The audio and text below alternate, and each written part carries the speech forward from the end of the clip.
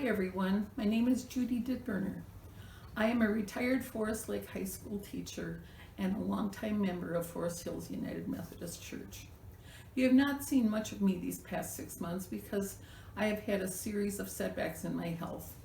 I have liver disease, and most recently I had a small stroke which landed me in the hospital for 2 weeks and then another 2 weeks in rehab.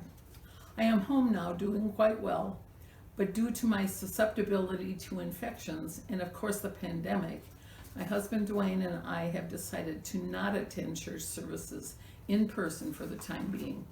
I miss it, and I miss you a lot. My own personal ups and downs have reminded me that life for each of us is a series of ups and downs.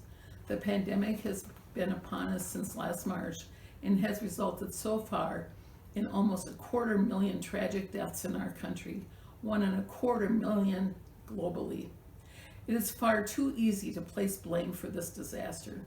We are better off to look ahead at the very real possibility of better therapeutics and vaccines with the hope that the virus can finally be controlled and many lives saved.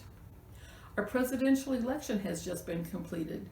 No matter who you voted or who won, half the country is happy with the results, and the other half is very disappointed.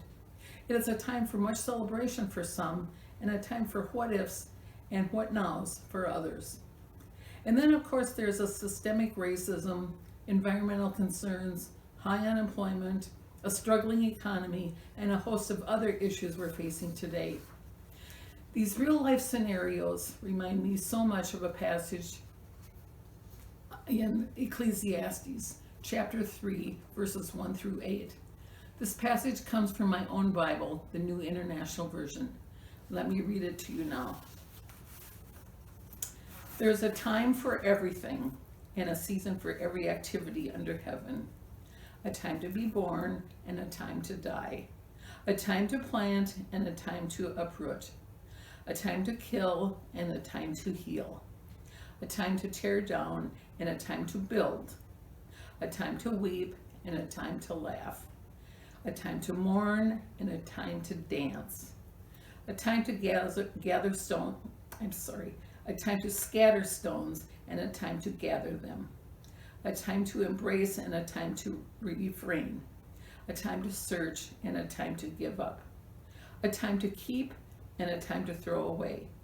A time to tear and a time to mend. A time to be silent and a time to speak.